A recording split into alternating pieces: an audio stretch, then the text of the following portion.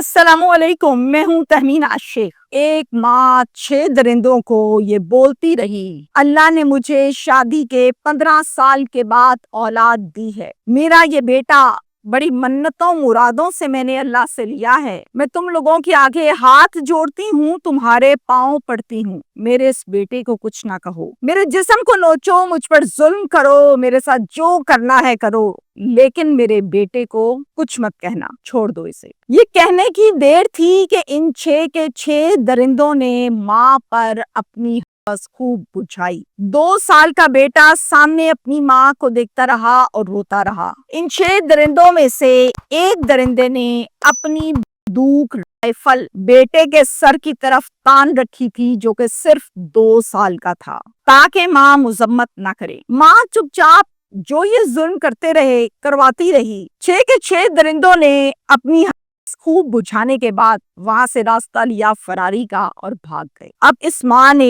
इस जुल्म के बारे में 1.5 माह तक ना तो पुलिस को कुछ बताया, ना किसी रिश्तेदार से जिक्र किया और ना ही अपने घर पर किसी को इस जुल्म की भिनक तक पड़ने दी। पूरा 1.5 माह गुजर गया। 1.5 माह गुजरने के बाद 24 अगस्त को माँ के साथ एक अनोखा वाकया पेश आता है और फिर उस पर बीवी अपने शौहर को सब बताती है इस जुल्म के बारे में। पर्चा दर्ज हो चुका। 6 दरिंदे कौन थे, कहां से आए थे, क्या कोई रिश्तेदार थे या फिर मोहल्लेदार थे? खातून ने 1.5 माह तक इस जुल्म को क्यों छुपाया? आखिर ऐसी क्या मजबूरी थी? मीडिया पर इस केस को जिस तरह से रिपोर्ट करना चाहिए था, उस तरह से रिपोर्ट चैनल्स पर और सोशल मीडिया पर नहीं किया गया। मेरी आप तमाम लोगों से गुजारिश है कि आप तमाम लोग मेरी इस वीडियो को देखने के बाद शेयर जरूर करें, ताकि इन लोगों को, इस फैमिली को इंसाफ भी मिल सके और ये दरिंदे हाईलाइट भी हो सके। मुजफ्फरगढ़ में यह अफसोसनाक वाकया पेश आया है तहसील कोट अद्दू में।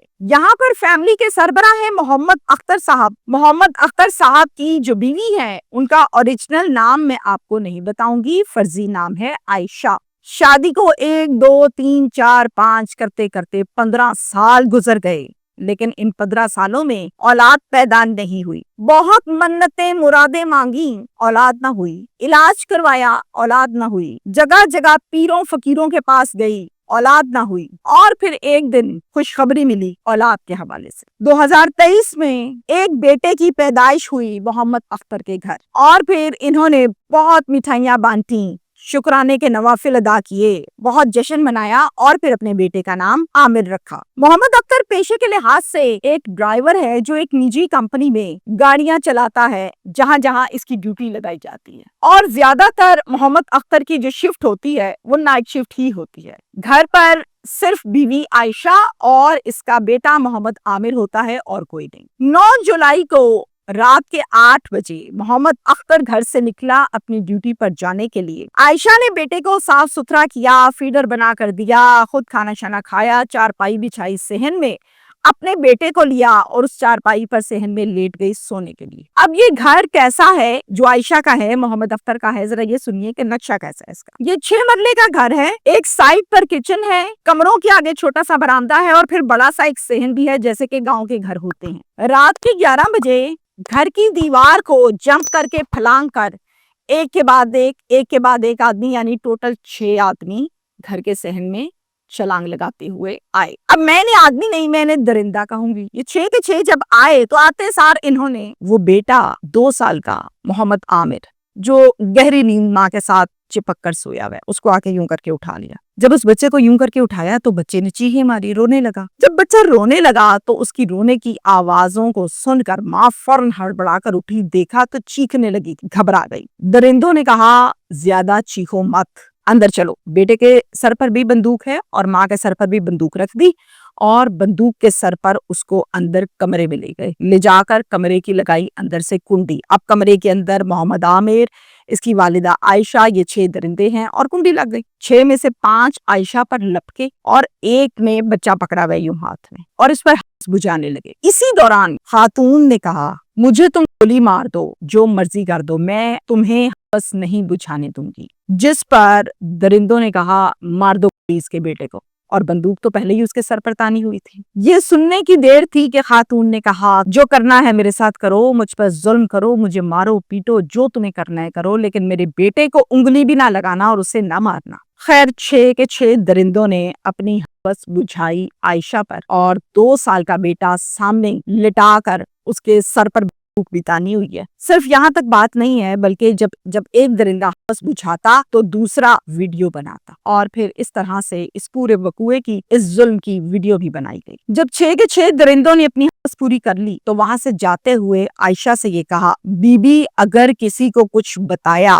तो याद रखना तुम्हारे इस बेटे को हम मार देंगे, फिर तुम्हें वीडियो भेजेंगे। जैसे ये वीडियो हमने बनाई ऐसे एक और वीडियो भी बनाएंगे तुम्हारे बेटे की। समझ आ गई? तुम्हारी मर्जी, किसी को बताना है तो बताओ, नहीं बताना तो तुम्हारी मर्जी। और ये कहकर चले गए। आयशा का एक सांस ऊपर एक नीचे। जैसे ये लोग निकले, आयशा ने फौरन से जाके अपने बेटे को देखा और उसको सहलाने लगी, पानी पिलाया। और इन बातों को सारा दिन सारी रात सोचती रही और नतीजा ये निकाला कि मैं किसी को कुछ नहीं बताऊंगी। खैर शौहर को भी कुछ ना बताया, अपने वालदैन को कुछ ना बताया, इवन देन भिनक तक ना पड़ने दी कि यहाँ पर हुआ क्या है आज, और खुद एक जिंदा लाश की तरह रहने लगी गुमसुम, मगर किसी को फील नहीं होने दिया। बात खुली कहाँ से? सबसे इम्पोर्टेंट बात ये है, सुनिए। 24 अगस्त को शाम के 4 बजे आयशा का भाई मोहम्मद सादिक भागता भागता हड़बड़ाता हुआ बहन के घर आया। आकर देखता है कि घर पर आयशा तो है ही, बेटा तो है ही, बहनोई भी मौजूद है जिनका नाम मैंने आपको बताया कि मोहम्मद अख्तर है। न सलाम न दुआ।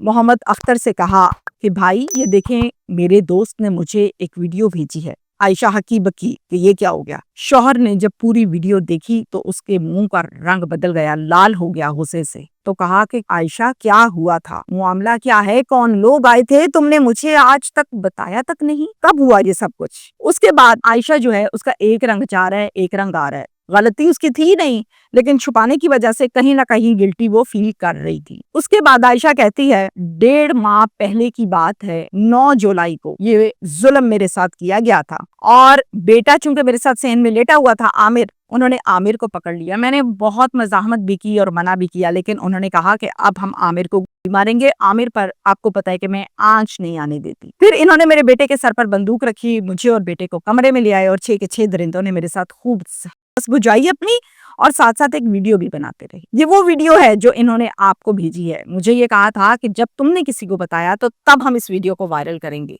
लेकिन मैंने किसी को नहीं बताया, फिर भी इन्होंने ये वीडियो वायरल कर दी है। बहनोई साले को सवाल करता है, तुम्हारे पास ये वीडियो कहाँ से आई? सादिक से पूछता है। सादिक आगे से जवाब देता है कि मेरा एक बड़ा क्लोज फ्रेंड है जिसका नाम तंजील है। अब तंजील के साथ मेरी दोस्ती ऐसी है कि तंजील मेरे घर पर आकर मेरी बहनें, मेरी माँ, इन सबके साथ उठता बैठता है, बेटों की तरह, भाइयों की तरह। तंजील ने मुझे ये भेजी है। तो पूछता है, ये बताओ कि तंजील के पास कहाँ से आई? सादिक ने कहा कि भाई मैंने पूछा था तंजील से, तंजील ने कहा कि मेरा एक और दोस्त है जिसको तुम नहीं जानते, उसने मुझे भेजी है। तंजील ने भाई मुझे कहा कि ये वीडियो जरा देखो सादिक, मैंने तुम्हें भेजी है, मुझे लगता है कि इसमें आपी आयशा ही है, क्योंकि तंजील मेरे घर आता था, फैमिली में बैठता था और उसने आयशा को देखा हुआ है।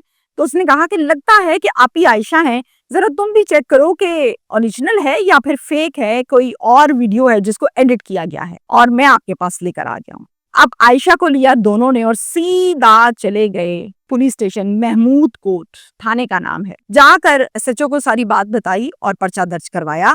अब इस पर्चे में 4 का नाम मेंशन किया गया, 4 मुल्जिमान नामजद हैं। नाम है इनके वहीद, सैफुल्लाह, शुएब और कालू। इसके साथ साथ 2 लोग ऐसे थे जिनका नाम नहीं समझ आ सका था, तो ये 2 नामालूम रखे गए हैं इस पर्चे में। डीपीओ मुजफ्फरगढ़ गजनफर शाह साहब, उनको जब इस वाक़े के बारे में पता चला तो उन्होंने फौरन से नोटिस लेकर ये कहा कि मुझे इंसाफ दिलवाना है इस फैमिली को। थाने की लगी दौड़ें, दिन और रात, छापे पे छापा, लेकिन अब तक मुल्जिमान को गिरफ्तार नहीं किया जा सका। उम्मीद रखते हैं कि जल्द पकड़े जाएंगे। मुबैना तौर पर कुछ लोग ऐसा भी कहते हैं कि ये 6 दरिंदे इसी मोहल्ले के रहने वाले हैं और ये जो आयशा है इसकी पूरी खबर ये रखते थे दरिंदे। आयशा का शौहर घर से किस टाइम जाता है और किस टाइम आता है ये भी इनको पता होता था। और ये जो इन्होंने गेम डाली है, वारदात डाली है, इससे पहले इन्होंने आयशा की पूरी रैकी की थी और पूरी ध्यान रखकर चेक किया था कि शौहर चला गया घर से बाहर, फिर इन्होंने ये हरकत की है।